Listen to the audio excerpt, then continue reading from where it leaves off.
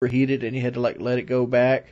Laser weapons, yeah. It's not even laser weapons. Like it would just like shoot like light projectiles or something like. Well, that's what a laser is. Yeah. Well, yeah, I guess right. Like laser type weapons. Right, with like heat, thermal lasers that would heat up. Yeah, it would heat up the barrel. But it's kind of plasma. Now that's basically a plasma rifle or a laser blaster. Pew, pew. I don't want them to go that far. Like I would like them to go more like Battlefield 2142, where there's you still have a sort of modern military feel, but maybe there's an introduction of a mech kind of element here and there, or like instead of drones, you have like take Wall-E for instance, right? Mm-hmm. An evolved version of Wall-E. So now you have like a little mech who's going around, or something more like that, a little bit more futuristic. They sort of got into it a little bit, with the EMP grenade and the sensor grenade and stuff like that. Some of the technology is there.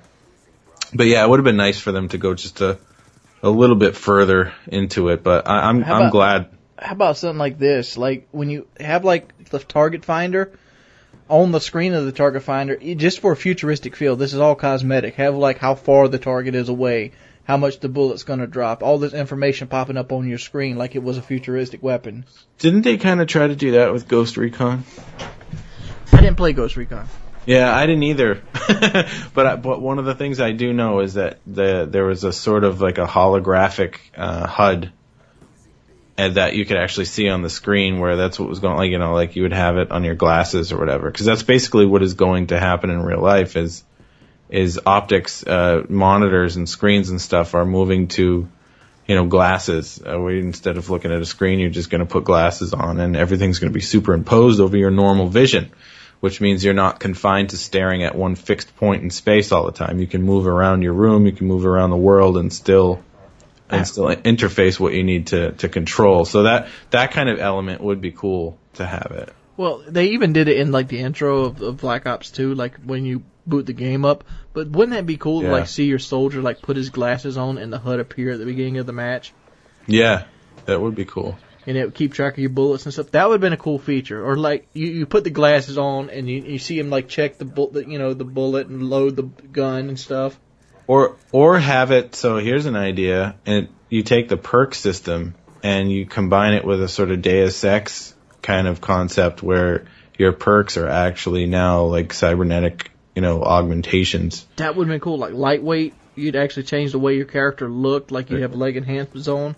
Yeah, or like a perk, it would be your vision, like the millimeter scanner and stuff like that. Well, that could be a perk where, like you're saying, your HUD is your eyes, and now you have all this information or, distance and depth, and you can see through walls and stuff. It's sort of perks. So it's like kind of like combining Deus Ex with Call of Duty. Dude, the millimeter scanner was kind of a letdown for me. Yeah, it wasn't all. I like the sight. Up to be. I love the sight, but I hate. It's kind of a waste of an attachment, It's like it's so. The seeing through walls is so badly nerfed that it's almost useless. Right, because it's at intervals and it's pretty faint. And it's not. It's really faint. It's at intervals, and they have to not be moving. Like if they're moving at all, like they should do slow movement. Like if the guy's crouched, he should show up. If they're aimed down sight, they should show up. Well, shit, if you're going to give somebody a target finder, then no, it should work all the time. I mean, if you're going to use that attachment, then you should get that benefit. Yeah. Just let you see people through walls. Fuck it. Like if that's what people are going to rock, then that's what they're going to rock. I mean, I guess the problem with it is it's sort of like I don't think we should get it all the time. I think it should be faster. Yeah, faster sweep. Yeah, because it is pretty slow sweep. Yeah. But that's the problem. If they go faster, then it's kind of like a VSAT. Well, it's not. It's only VSAT for people camping. Yeah, but if they were moving slowly, like because think about it, when you're like moving tactically, like you're trying to go around a corner, what's the first rule of Call of Duty? Don't run around corners, dummy. Mm-hmm. So you're going to slow down, and then now they'd see you. So it would be like a VSAT, because if you're not a baby buffalo running around the corner, you're going to slow down and walk, and you're going to maybe ADS with the stock on or something. Now they're going to see you with the millimeter scanner. They're going to be waiting for you. Yeah, but see, that's the trade-off, though. You have the stock on so you can bump around that corner. He has the millimeter scanner on to see people cutting the pie. You better be fast, though. You have to be fast to win that gunfight. And again, or have lag comp on your side. Yeah, I was going to be careful. Be careful. We're going to step into, because I was just about to make a joke about you to have to assume that you're both firing at the same time, but which is probably not going to happen. But we're not going to talk shit about Call of Duty Black Ops 2 today. Yeah. No, we're happy. We like the game. We love it. I do like the game. It's the best. I think it's the best one. It's just even with the problems, it's still for me is fun. Even when I rage, and I do rage at this game, I'm not going to lie. I still always want to go back and play it again. Even like the rage boils away quickly. Like Modern Warfare 3, dude, I would go to bed mad. Okay? Oh, yeah. I would get in bed angry and just be like, really? Like I'm in bed, punching I'm a the grown fucking man, pillow, looking at the ceiling, like just gritting my teeth, like motherfucker, I can't believe that cocksucker fucking hit me with that PP fucking gun. Like, or just, for me it was the exploding barrel in cars. Like, but every time I get a kill streak going, some barrel blows up in my face. But, like the hatred, the rage boils away from Black Ops 2 pretty quick. You're like 5-10 minutes, you feel better. You're like, yeah, I'm going to try again. But anyway, yeah, I would love to see them go, I guess in the next direction. They're either going to have to go way back or they're going to have to keep going forward. You know what I mean? Like, I think it would be neat to go back to World War II with the current way that Call of Duty works. Like, let's go back. That would be a unique idea. Yeah, think about it. Like, if you were going to go back and do World War II again, but now with the score streaks and the kill streaks and to be able to control all of that stuff now, and because think about it. Like when you did World at War, you had just sort of very COD 4-esque kill streaks. It was bread and butter. They weren't interactive. You didn't do anything. You just called them in. I mean, other than landing an airstrike, that was it, But now you have so much control over it. I think you could really have fun going backwards in time with the current. Dude, I did a commentary on this once about what would the selectable kill streaks for World War II be. Yeah, right. It would be like the Warthog on this game would actually be one of them, like the A10 Thunderbolt. A10 Thunderbolt would be one. That'd be a high one. Yeah, you'd still have to have mortars, obviously. Mortars, dogs, you'd have artillery shells. Yeah, bombers. Bomber runs. B-52s. You could have the dogs, you could have the UAVs, you could have the counter UAVs. Yeah, they'd have to think of something like, call in a flamethrower unit or a vehicle.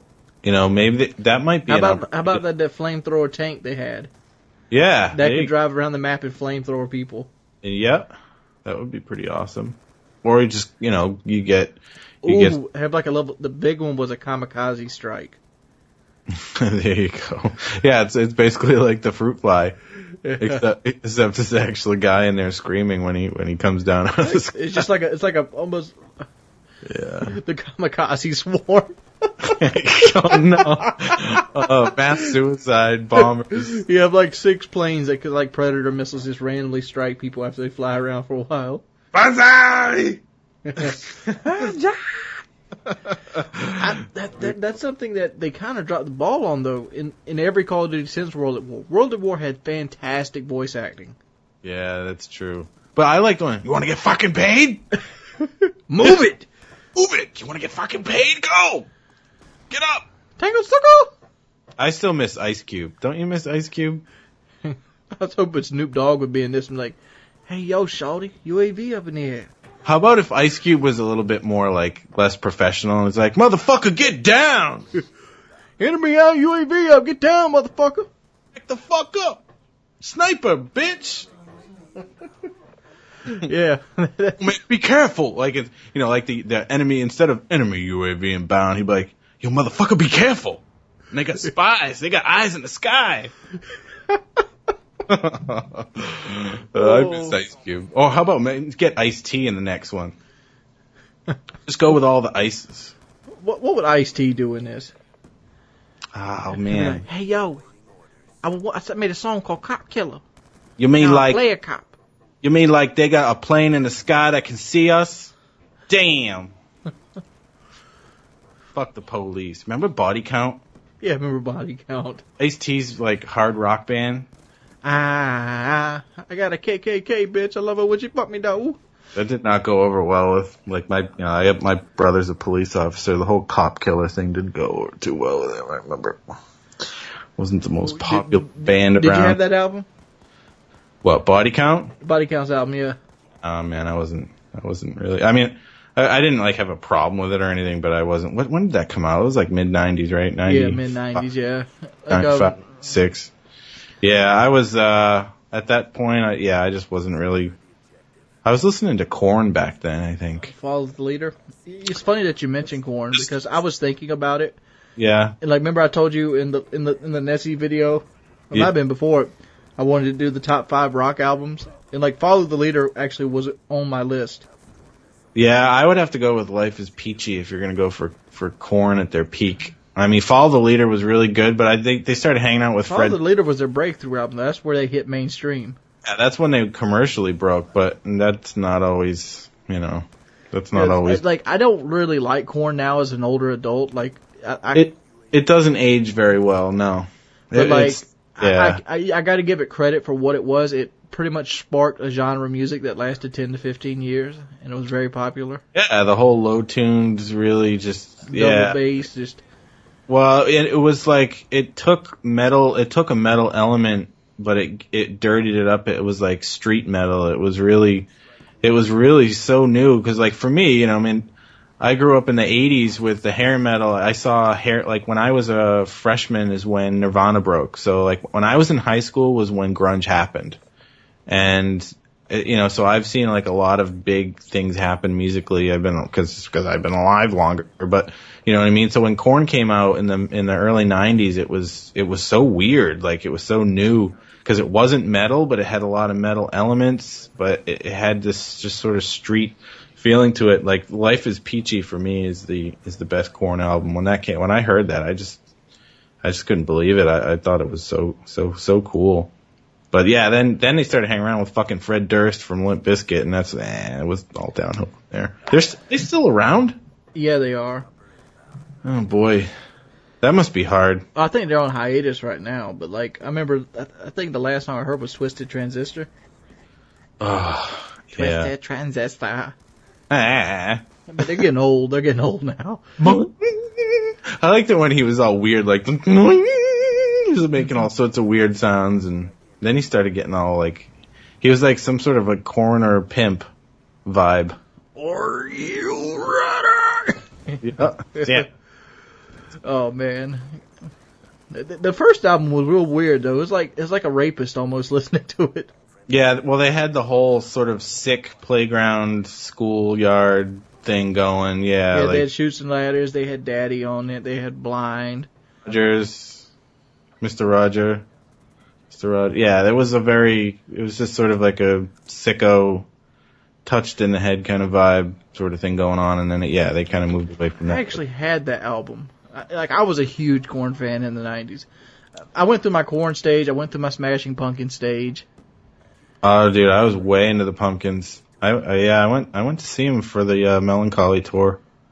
I was really into the Pumpkins. Yeah, that was good stuff, man. Oh yeah, I love Billy Corgan. People that say he couldn't sing. He's one of those voices. Either you can either get used to it or you can't. That's the big thing with the band Rush, right? Oh, yeah. If you can get over fucking Geddy Lee's voice, then it's one of the. I told my Rush story. You have a Rush story? Let's hear it. Oh, it's not a good one, but it's a story. Well, you just that really well. Yeah, like, but it's not very good. My first experience with Rush, since Rush is way before my time, was a song called "Spirit of Radio."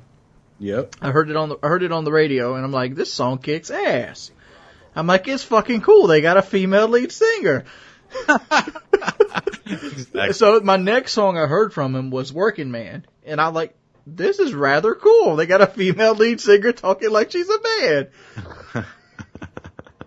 They call me the working man. Yeah, And then I've actually seen a Rush poster at a Spencer's, You're like, and I'm looking for to see if the female lead singer is hot or not. Yeah, it's like, is that ugly girl looks like a bird? Is that her? Is that her? Him? I sat there like 20 minutes looking over those guys' pictures. Yeah, where's the girl at? Did she miss the photo shoot? But that's the thing with Smashing Pumpkins. You can either tolerate his voice or it's just it's like I love the nails on a chalkboard. But I was really into. I got to admit, dude, I still like the Pumpkins to this day. Yeah, dude, Siamese Dream's a great album too. I can go back and listen to every song on the Pumpkins and not feel regret. Dude, I listened to so much different kind of stuff. I mean, I grew up like in high school. I was into metal, and then when I got done, I sort of got into the progressive stuff, and then the alternative stuff. And but yeah, dude, I can still go back and listen to it. But like we were saying, like Korn doesn't age quite as well. I could probably listen to the first album still. It's just it wears like when they start getting to like the stuff I used to like I used to really like on the Follow the Leader album, the All in the Family song when I was a kid. Now I wouldn't get caught dead listening to it. I'd be like hiding my head and in like my sleeve. All in the family. You know.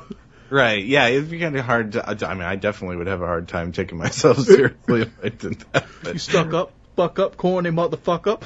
Yeah. They got way out of like guest rappers and stuff like that. Fred Durst rapping on the bitch. Yeah, Fred. Oh god, that guy is the worst. I can't say I hate Fred Durst either. Fred Durst had a lot of good songs. Needs to rehearse. Needs to reverse. Fred Durst. But you're picking out his weak songs. But like, what about like Counterfeit? Counterfeit was a great song when it came out. Counterfeit, chocolate starfish. That was on $3 bills, y'all, dude. $3 bill, y'all. $3 bill, y'all. He's such a phony. I don't like phonies. I don't like. Fred Durst is a phony. He essentially pulled a Wings of Redemption. Did you see that? What do you mean? He made an album called like The Key. Yeah. Or like The Universal Truth or whatever it's called, and like it didn't sell well, so he just quit the whole album because he had a series of 4 albums he was going to make after it. Oh, it's like a YouTuber series. It's like a Let's Play. It just died somewhere in the middle. Yeah, it's hard to keep it going, but yeah, especially if nobody's into. But did he really think he was going to be relevant? I mean, come on, dude. That whole rap metal. I mean, like Papa Roach. I used to like want to jump out of I wanted to jump through a plate glass window onto like punji sticks and just die screaming whenever I heard Papa Roach. You know what sucked about Papa Roach was their second song, Broken Home. Oh, so bad. Broken Home. That was embarrassing. Yeah, it was embarrassing. Even as a kid, I'm like, this shit sucks. I was embarrassed for them. Really was. They all had their big long beards and they. Do you remember the rap back then? Do you remember the rap metal like poses that you used to get all stiff and sort of bend down and like basically you're bent over at like a 90-degree angle, and then you had to bounce while you were. Dude, I mean, I'm a guitar player. I played in bands like that. We used to joke around because I was in a sort of a metal band playing guitar, not metal, but like Perfect Circle, Tool sort of stuff. This was in like 2001, 2000, and we used to make fun of that. This is when that rap metal stuff was huge. Was late 90s, early 2000s. I think it's called nu metal. Yeah, nu metal. Ugh, yeah, with the fucking umlaut, right? Yeah, the NU. Yeah. It's so stupid. But anyway, yeah, we used to like make fun of it, we'd bend over at 9-degree angles and like these guys all have broken backs, like fuck Broken Home, broken back, trying to act like that, bent over with the guitars bouncing. It was such a, I don't know, fad, it was like a boy band thing. It was like all of a sudden you had all these bands with 5-string guitars and drop B and they were like, just bouncing around and finding a guest rapper, and it just didn't seem very genuine. But Korn. Your boy Ice Cube was on Korn's album. Yeah, he was. Yeah. Oh man. Did you ever see them? What? I heard Korn was really good. Like this was like before they got big. They were really sort of creepy and dark and kind of like they had the vibe that Rage Against the Machine had when they first came out, where it was just like whoa, what the fuck is going on here? That shit was cool when it first came out, too. Did you like them? Well, who? Who are you talking about? Rage Against the Machine. Yeah, Zach De La Rocha. Yeah, like when they first came out, that was another sort of music that was like, what? What the fuck is this? Like, I remember hearing that. I still like Rage Against the Machine. That kind of stood the test of time for me. That does. You can go and listen to that first album now, and it totally holds water. And I used to hear it. The bass up for this one. Every keg party I went to, at the time I was like 20 years old, 21 when they first came out, and it was like every fucking white guy in the world was rapping Rage Against the Machine song. Yeah, but isn't Zach De La Rocha like a Native American? He kind of looks like it, yeah. He went to be a blues singer after he left Rage Against the Machine, didn't he? Get the fuck out of here! He did. I think so. Singing the blues. He went. He did something like some. He's like the Spanish descent, I think, something like that, and he went and did like a blues. I think he went to blues. What kind of blues? Like fucking SRV Texas Flood blues, or like. Let's look it up. We got the internet right here. That's horrible. Zach De La Rocha. I can't see him going from Rally Rock the Family to I'm fucking full of shells. He did One Day as a Lion. Let's see. That was actually a good album though. One Day as a Lion. He only did one album with them. Whoops. It didn't have his blues stuff on here, but he took a hiatus from Rage Against the Machine to go do that. And they all went and did Audio Slave, right? Yeah, I didn't like Audio Slave. No, I'm a big Soundgarden fan, and I'm a big Rage Against the Machine fan. Soundgarden, I just wasn't really feeling that whole project. You did the one video where you sung Like a Stone, didn't you? Yeah, I did a Like a Stone cover. Yeah, it's a good song. I wasn't a fan of the.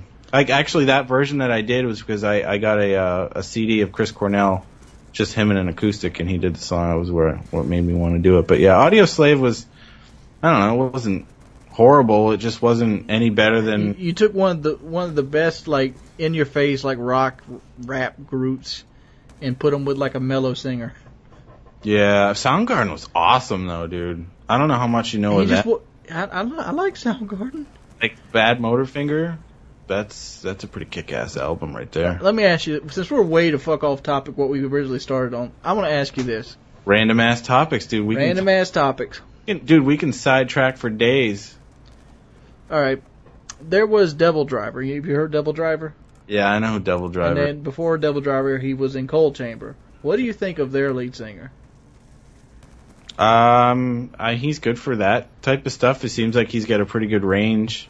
I've always seemed I don't remember his name off the top of my head. I used to be able to announce him name as a triumph, but he seems he wants to try to be that. He wants to be that guy that breaks heavy metal back into the main stage. Well, yeah. Well, you know who had the voice to do that was the guy from Slipknot. Corey Taylor, yeah, and Stone Sour. He can sing. He can actually sing.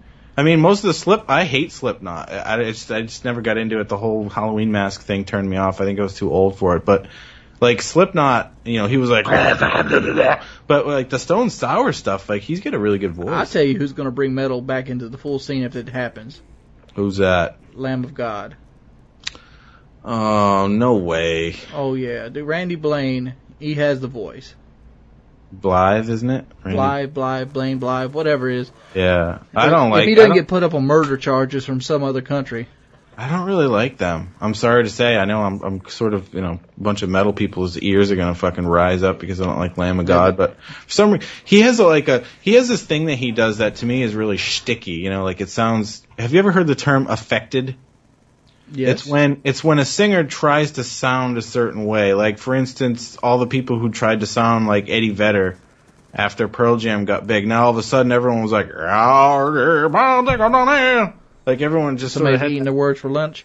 Yeah, but they try to affected. They have this sort of. It's like they're putting on a show when they sing, and I always just sort of. So it's essentially like a YouTube commentator doing Happy Wheels. or Slender Man, yeah, exactly. But he does this thing where he goes, and it's gimmicky to me. It's Disturbed. Oh, remember that guy? He was like, wah! Yep. Ooh, wah! I thought they were bad, too. They were terrible. They just came out with a new album, too. And it's funny how these bands, like, go away for 10 years and they come out, and they don't sound any different. Like, do you remember Godsmack? Yeah. Dude, I actually was in a band that we opened for them. I can't stand fucking Godsmack. They're from Boston. I played in Boston. Like, I played before, this was before, I think a year and a half before they broke, because somehow they managed to get the Woodstock gig. And that was what blew that band up. But a year and a half earlier, they were playing at this club called Sir Morgan's Cove in Worcester. My band, I had an original band, and we opened up for them, and I thought they were an Alice in Chains cover band, because as you know, there's an Alice in Chains song called Godsmack. Mm-hmm. And so we were like, what the fuck, like, why would you do it, an Alice in Chains cover band, like, this is lame, and we're like, they haven't been around long enough, whatever. And then they ended up coming on, but those guys, they ended up becoming big. Well, they just came out with another album like a year ago, too, and it's like, these bands, they're living in the 90s? Well, that's just it, I've been a musician my whole life, and I've evolved, and I've moved into different periods where I wanted to make different kind of music, and if you're like in a band that's signed and you have a deal, like, you have a little bit more freedom to do what you want. If you're going to bother to come back, why would you bother to come back and just, come out with the same boring shit that you did 10 years ago? Like, I don't know. It's Dude, just, I heard voodoo so many fucking times. Voodoo. I used to call it doo-doo. I used to make fun. Doo-doo. I had a buddy in high school. This is when it got popular. Yeah. And I had a Honda Accord, and he had a Godsmack album, the one with voodoo on it. I forgot its name. Yeah. And he would play that bitch the entire time, everywhere we go. Driving nuts. But the thing is, they did rip off Alice in Chains. Like, the harmonies that he uses are, so totally ripping off Alice in Chains. Ain't found no way to kill me yet. I always thought Lane Staley kind of sounded like a goat. Like, at some point, he'd be like, yeah! He just it would slip out. Didn't he kill himself? No. He died. He was a heroin addict, and I believe what happened to him was it's pretty sad, actually, how he ended up dying. He died alone in his apartment with the TV on, and he was all high on heroin. He was sitting in his chair, and they didn't find him for a week and a half. So he was nice and right when they found him. Yeah, he had no friends at that point. Nobody even. He was still in Alice in Chains at that point, though, wasn't he? Well, no, they weren't playing anymore. He was too fucked up to play, so they were just sort of on indefinite. You know what's fucking sad was the drowning pool dude. Yeah. No, or even worse is the fucking guitarist from Pantera. Oh, Dimebag Darrell, the one that got shot? Got shot right on stage by some asshole. That was fucked up. I remember the day that happened. I was like, you gotta be kidding me. That guy was Darrell, dog. Yeah, I was like, Pantera fucking rocked. Yeah, Pantera's really good. Too bad Phil Anselmo just fucking is a douchebag. He's a douchebag. He's a cokehead. That's what he is. Yeah, he's a dick. He's got the voice. Pantera could have been so much bigger than what they were. Yeah, well, yeah, he kept bringing them down. I mean, he was like the George Jones of the heavy metal scene. What was their awesome album? What was it called? The one with the guy getting punched in the face. Cowboys from Hell, Vulgar Display of Power. Vulgar Display of Power. That album is classic. That was when they came out, it was they were obviously just Metallica. Did you know that Vulgar Display of Power was their 5th or 6th album? Oh yeah, dude. They had a hair metal band era. Yeah. When Cowboys from Hell for them was they changed their sound. Yeah, exactly. They went heavy. Before that, they were just a power metal band. They were sort of lame, but when Vulgar Display of Power came out, at that moment in time, for me, that was when Metallica weren't hard anymore. They were still the biggest metal band in the world, but when you used to think of Metallica, you would think of the heaviest, thickest sound. But when that shit came out, Vulgar Display of Power, that was a turning point. That was when they sort of lost the crown, because nobody was heavier than Pantera. That shit is so heavy. And then the one after, was it Far Beyond Driven? I mean, it was just so metal. It was crazy. I remember when they tried to come back in 2000 with Reinventing the Steel. That song was good. Revolution Is My Name. Yeah. It was a good song. 68. Yeah, the war. I bought the CD, but it wasn't very good. Well, I like that CD. Like, it had Grind the Axe on it. It had Death Rattle. Yeah, but it wasn't. Death Rattle Jackie. Yeah. So what happened to them? Right? He went to Down. He went to Down, and Down and his brother started up a new band, didn't they? Yeah, they kind of fell apart. Yeah, that was the band he was in when he got shot. Was some other band.